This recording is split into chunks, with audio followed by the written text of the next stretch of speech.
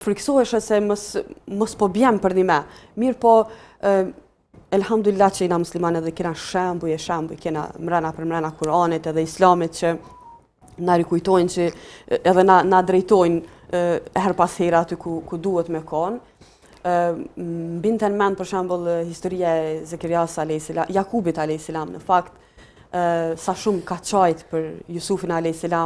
E sa shumë më mërzit, e sa mall ka pas, dirisa edhe është vërbu.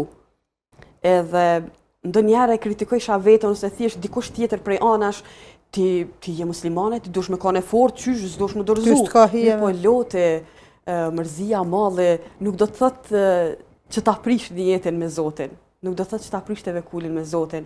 Po Jakubi a.s. A ke pejgamber? Pa nuk ju mbështet ai Allahut? Po shkoj deri në vërbim duke qajt për Jusufin a.s. prej mallit. Pra, janë shembuj kuranor që na ndihmojnë edhe na rikujtojnë që këto punë janë Zotit. Janë Zotit.